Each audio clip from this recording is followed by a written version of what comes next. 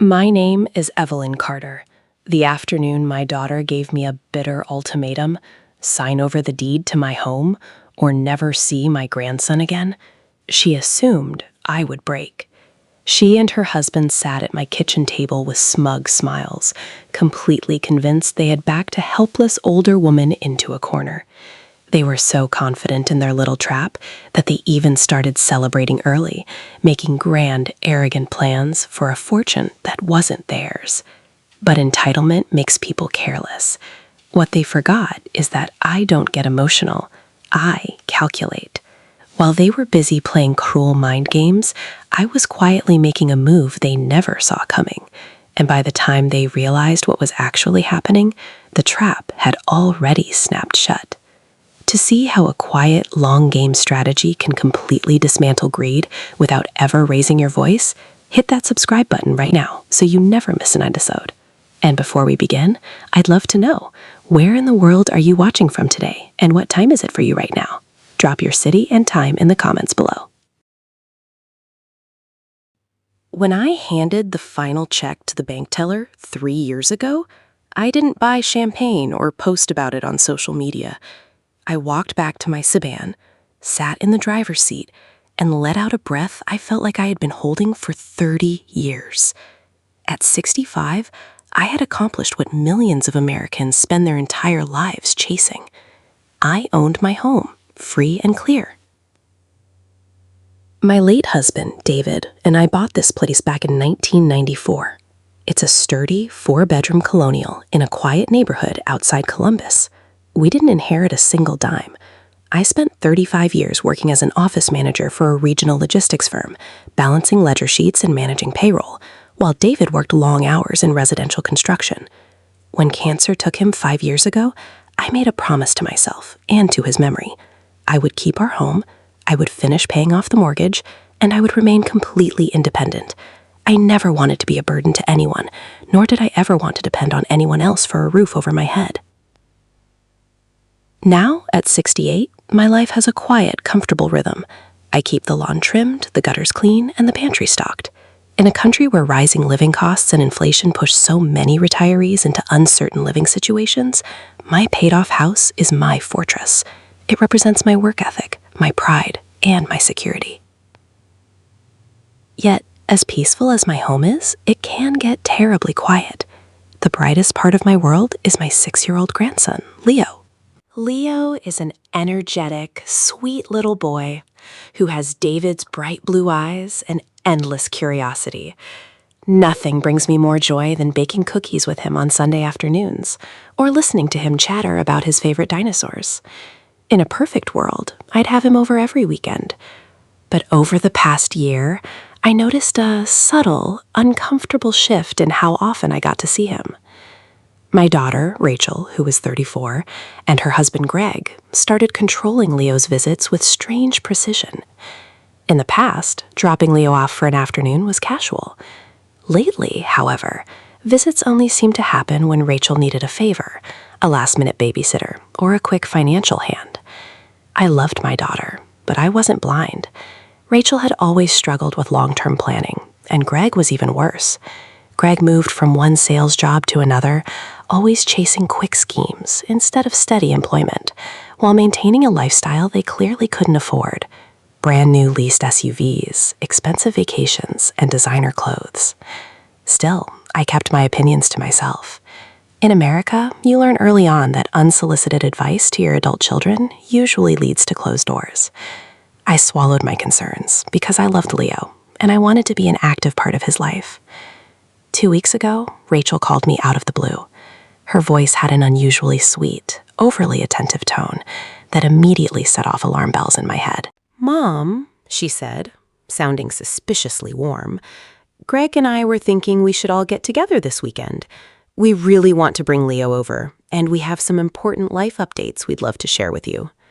"That sounds lovely, Rachel," I replied calmly. "I'll make sure to have Leo's favorite lunch ready." When I hung up the phone, I stood in my kitchen and looked around at the solid wood cabinets and the sunlit backyard. A mother's intuition is rarely wrong. I could sense that this wasn't just a friendly family visit. Something was brewing. But whatever it was, I was ready. I had built my independence with hard work and grit, and I had no intention of letting anyone take it first, throwing his arms around my legs. I hugged him tight, feeling that familiar warmth, before giving him a juice box and settling him in the den with his favorite coloring books. When I walked back into the kitchen, Rachel and Greg were already sitting at the dining table. They sat posture straight, wearing practiced, overly polite smiles that immediately put me on high alert. Greg looked uncomfortable in his designer polo shirt, tapping his fingers against his coffee mug. "Mom, this house looks fantastic as always," Rachel began, her voice dripping with artificial sweetness. "But Greg and I were just talking on the drive over about how much work it must be for you to keep up with a place this size."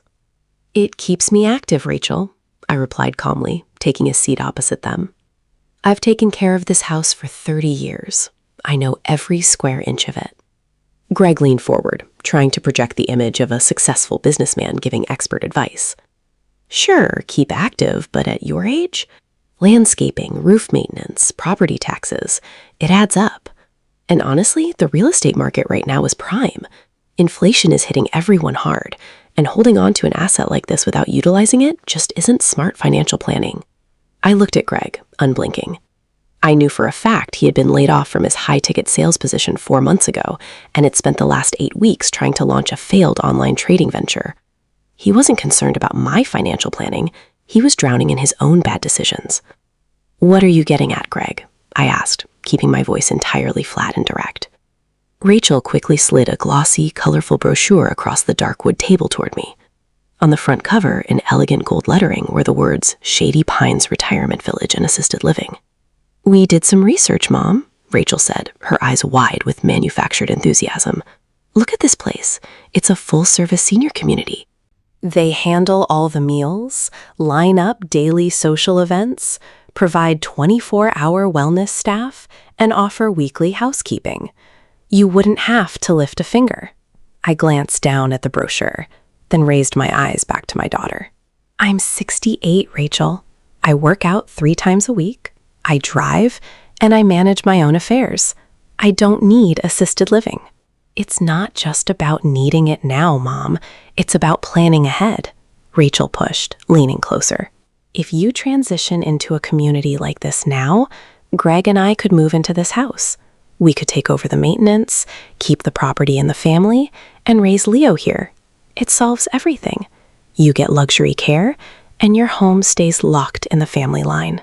"And of course," Greg added smoothly, "to cover the buy-in fee for the retirement village, you could sign over the title to us, and we could execute a cash-out refinance on the equity. It's a win-win." The picture was crystal clear. They didn't care about my comfort or my health.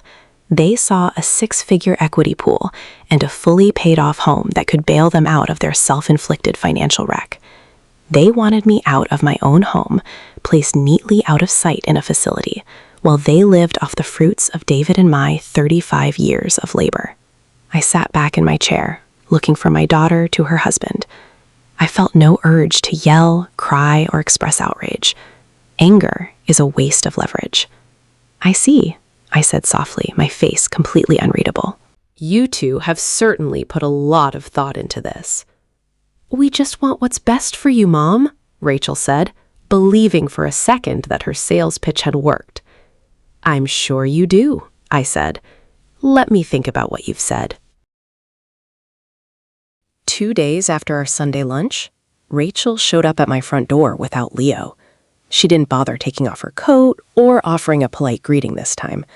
The sweet, concerned daughter persona was entirely gone, replaced by an edgy, impatient urgency.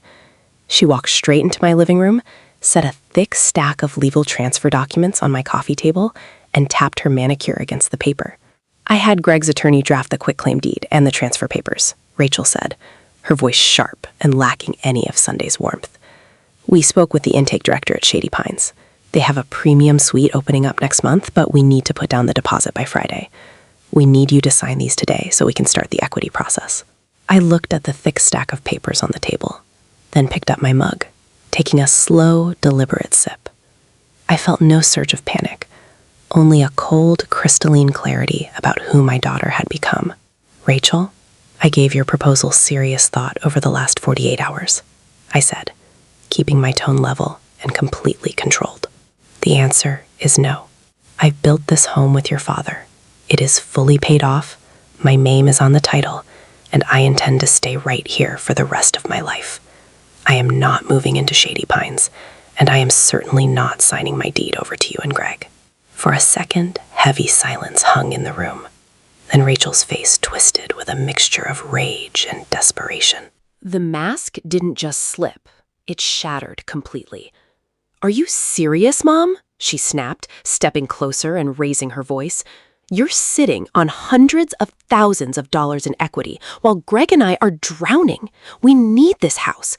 Do you have any idea what kind of financial position we're in right now? You're being utterly selfish." "I am living in the home I worked 35 years to pay for," I replied flatly, refusing to raise my voice or feed into her drama. "Your financial struggles are the direct result of bad decisions and living beyond your means.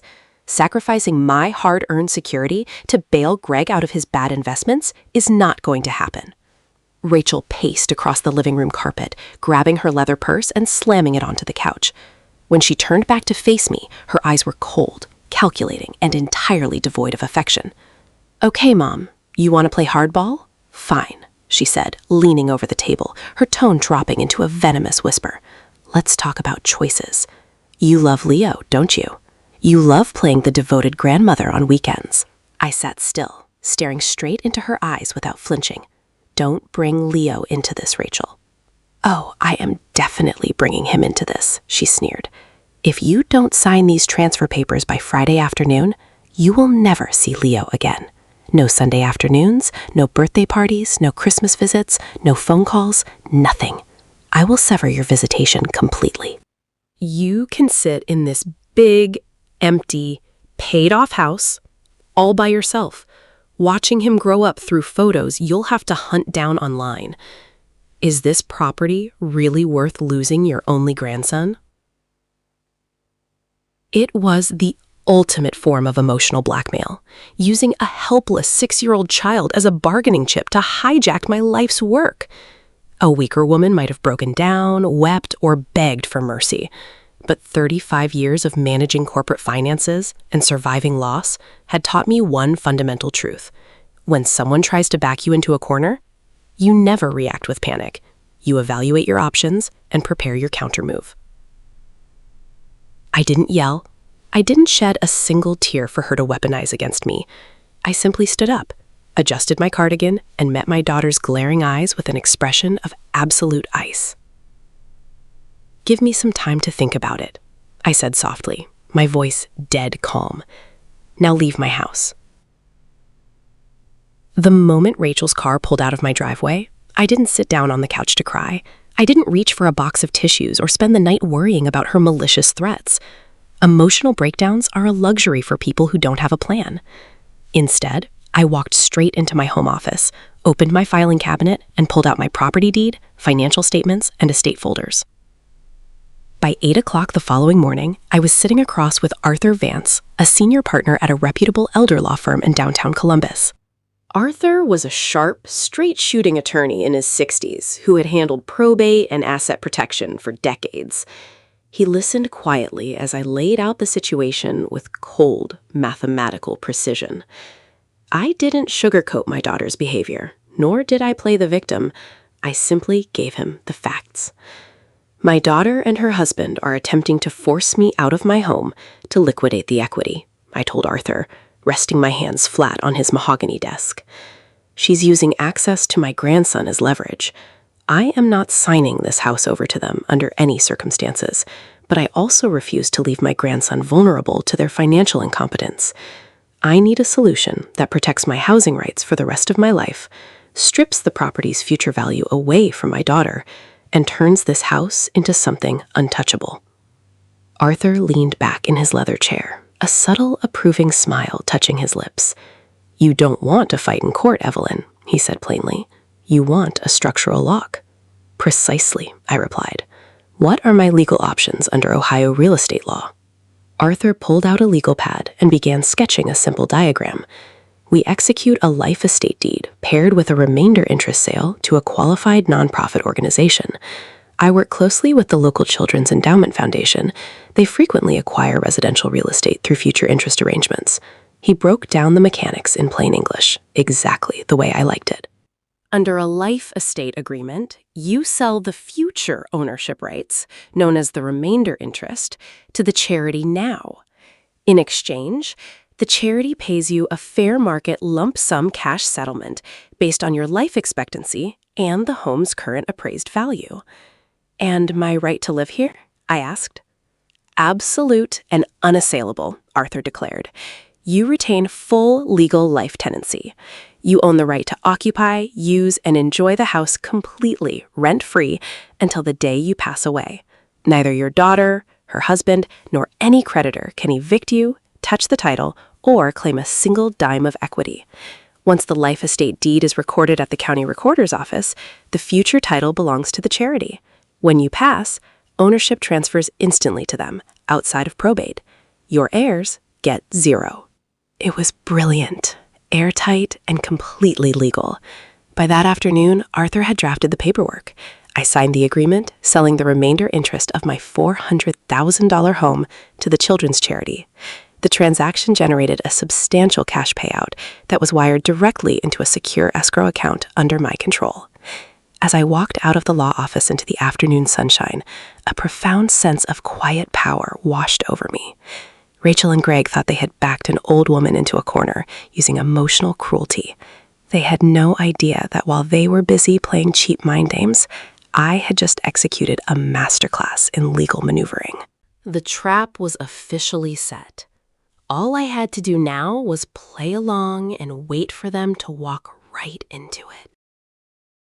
On Thursday morning, I called Rachel. I kept my voice intentionally soft and slightly hesitant, playing the role of a defeated, anxious older mother to absolute perfection. "Rachel," I said, keeping my tone carefully measured, "I've spent the last 2 days thinking about what you said. I don't want to be separated from Leo. If moving to Shady Pines is what it takes to keep this family together, I'll sign the transfer papers." The sharp, triumphant intake of breath on the other end of the line was immediate. "I knew you'd see reason, Mom," Rachel said. Her voice instantly shifted to an insufferable, smug tone. "You're doing the right thing for everyone. We'll get the final paperwork ready." They fell for the play, hook, line, and sinker. Over the next week, Rachel and Greg walked around like they had just hit the state lottery. Because they were completely convinced they were about to hijack $400,000 in home equity, their financial recklessness exploded into overdrive. Suddenly, the cruel threat of withholding my grandson vanished into thin air. Rachel began dropping Leo off at my house almost every afternoon, eager to clear her schedule so she and Greg could shop, plan, and celebrate. Having Leo back in my home was a blessing, and I cherished every single minute with him. We baked cookies, read books, and played in the backyard. Seeing his bright smile restored my spirit, but I kept my tactical focus sharp. While Leo played in the den, Rachel sat at my kitchen table, openly flipping through high-end home renovation magazines and expensive furniture catalogs. She didn't even bother hiding her greed or waiting until the deal was officially closed. "We're going to tear down this load-bearing wall to create an open-concept kitchen once we take over the title, Mom," she casually announced one afternoon, tapping her manicured nail against a picture of a custom marble island. "And Greg is looking at leasing a second luxury vehicle as soon as the cash-out refinance clears. We're even planning a 2-week resort vacation to Cabo in October to celebrate." "That sounds like a very ambitious and expensive plan, Rachel," I replied calmly, setting down a plate of fresh fruit for my grandson. "Well, when you finally have substantial real estate assets working for you, you can afford to live a little higher," Greg bragged when he arrived that evening to pick them up. He was wearing a brand new high-end wristwatch that he had clearly purchased on a credit card, fully banking on the payout he assumed was days away. I watched them spend money they didn't have, make financial commitments they couldn't keep, and celebrate a victory that was entirely imaginary. In corporate management, I had learned that unearned arrogance is a person's greatest vulnerability. They were so drunk on the prospect of easy cash that they never paused to question why I had conceded so easily without putting up a fight in court. By Wednesday afternoon, Greg called me to finalize the closing details. "I've scheduled this signing meeting for Friday at 2 o'clock at your house, Evelyn," he said, his voice dripping with arrogant authority. "I'm bringing our real estate attorney to oversee the official signing of the quitclaim deed so we can submit the equity application immediately. Make sure you have your photo ID ready." "Everything will be ready, Greg," I replied steadily. In fact, I've asked my own attorney, Arthur Vance, to attend the meeting as well, just to ensure all legalities are handled cleanly. Greg let out a patronizing, dismissive chuckle. "Sure, Evelyn, whatever makes you feel more comfortable. We'll see you Friday at 2. I hung up the phone and looked around my quiet living room. In less than 48 hours, Rachel and Greg would arrive expecting to execute their financial takeover. They had spent thousands of dollars on credit, made grand plans, and celebrated prematurely. They had no idea that the rug had already been pulled out from under their feet. Friday at 2 o'clock sharp, Greg and Rachel marched into my living room, accompanied by a young real estate attorney who looked mildly uncomfortable to be there. Greg carried a leather briefcase, holding his chin high with an insufferable smirk, while Rachel strutted in with the air of someone about to collect an inheritance. "Let's keep this quick, Evelyn," Greg said, sitting at my dining room table and sliding a stack of legal documents toward me. "Our lawyer has reviewed the quitclaim deed and the equity release authorization. You just need to sign on the flagged lines, and we can take care of the rest." Before I could even reach for a pen, the front door chime rang. Arthur Vance walked into the room, holding a sleek black portfolio. He gave me a brief, respectful nod, pulled out a chair next to mine, and sat down calmly. "And who is this?" Greg asked, frowning with annoyance as he glanced at Arthur. "This is Arthur Vance, my legal counsel," I replied, keeping my voice smooth and steady. "Look, Evelyn, we don't need 2 sets of lawyers billing hourly rates for a simple property transfer," Greg snapped, tapping his watch. "Sign the paper so we can get this file registered with the county recorder." Arthur calmly unclasped his portfolio, pulled out a certified, state-stamped legal document, and placed it directly over Greg's quitclaim deed. "That document is completely useless, son," Arthur said in a clear, authoritative tone. "Mrs. Evelyn Carter is not signing anything today." Rachel's eyes narrowed. "What are you talking about? She agreed to transfer the title so she could transition to Shady Pines." Arthur adjusted his glasses and pointed to the official seal on his document. 10 days ago, Mrs. Carter executed a life estate transaction. The remainder interest of this real estate was legally sold to the local Children's Endowment Foundation. The deed was formally recorded with the county recorder's office early yesterday morning. A dead silence fell over the room. Greg stared at Arthur, his face draining of color. What does that mean?" "It means the transaction is closed and fully legally binding," Arthur explained calmly. "The future ownership of this property belongs entirely to a nonprofit children's charity. Mrs. Carter retains a full, unassailable life estate. She holds the exclusive legal right to occupy, live in, and enjoy this house completely rent-free for the remainder of her life. Neither you, nor your lender, nor any third party can evict her, encumber this property, or touch a single dollar of equity." Rachel gasped, leaning over the table to grab the document. Her eyes scanned the official county stamp, her hands visibly trembling. No, this is a mistake. Where is the equity money? Where is the payout?" "The proceeds from the sale of the remainder interest have already been dispersed directly into an irrevocable account managed exclusively by Mrs. Carter," Arthur stated flatly. "Your financial claim to this property, now and in the future, is exactly $0. $0? Greg erupted, slamming his hands onto the table and jumping out of his chair. "Are you insane? I just put down a non-refundable deposit on a new vehicle. We ordered custom marble countertops. We spent thousands on credit because you promised us this house, Evelyn." "I never promised you anything, Greg," I said, looking him dead in the eye without a single trace of emotion. "You made arrogant assumptions, spent money you didn't have, and tried to manipulate me out of my home." Rachel turned on me, her face red with fury and tears of desperation. "How could you do this to us, Mom? You ruined our future. You ruined Leo's future. You sold our family home to a total stranger just to spite us?" I didn't do this to spite you, Rachel, I replied calmly, standing up slowly and looking down at my screaming daughter. I did this to protect what I built from your greed. You tried to use my grandson as a hostage to force me into a retirement facility. You thought I was weak, defenseless, and easy to intimidate. You were wrong. Rachel stood there, hyperventilating with rage, while Greg frantically dialed someone on his cell phone, trying in vain to figure out if there was any legal loophole left. Their young lawyer had already gathered his briefcase, quietly excusing himself from the mess. "You think you're so smart, Mom," Rachel spat, tears of frustration streaming down her face. "You just robbed your own grandson. We needed that equity to give Leo a good life, a good education. How are we supposed to pay for his college now?" Arthur Vance didn't miss a beat. He casually opened his portfolio once more and pulled out a blue bound folder, laying it neatly on the table right in front of my hysterical daughter. "Actually, Rachel, Mrs. Carter thought about Leo long before you decided to use him as leverage," Arthur said smoothly.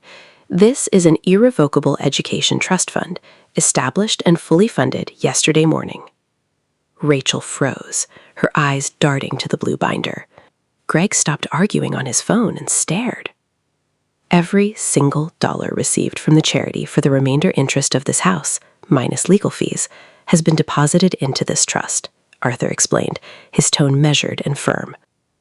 "The funds are invested in conservative index growth funds. By the time Leo turns 21, this account will fully cover 4 years of tuition, housing, and books at any accredited university in the United States." Greg's eyes lit up with a brief, desperate spark of greed. "Wait, so there is money?"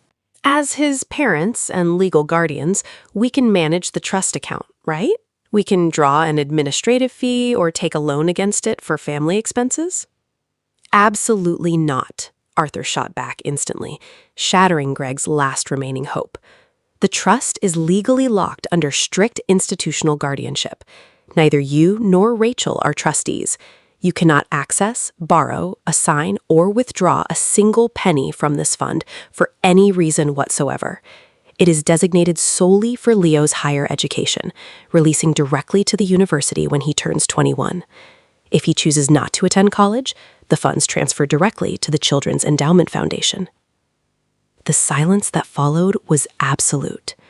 Greg fell back into his chair, looking completely broken. The harsh reality hit them like a freight train. They were buried under mountain-high credit debt from leasing luxury cars, buying designer clothes, and ordering high-end furniture, all under the delusion of a fast payday. They didn't just walk away empty-handed. They walked away completely exposed to the consequences of their own reckless lifestyle. "You ruined us," Rachel whispered, her voice trembling with bitter resentment. "No, Rachel," I said, my voice echoing through the quiet dining room with unshakable authority. "You ruined yourselves. You treated your mother like an asset to be liquidated, and your son like a bargaining chip. I secured Leo's future in a way you never could, and I protected my home from your greed. You wanted my house, but all you're leaving with today is the bill for your own arrogance." Rachel grabbed her purse, shoved the trust document back onto the table, and stormed out the front door without saying another word. Greg stumbled after her, his face pale and defeated. The loud slam of the front door signaled the end of their parasitic intrusion.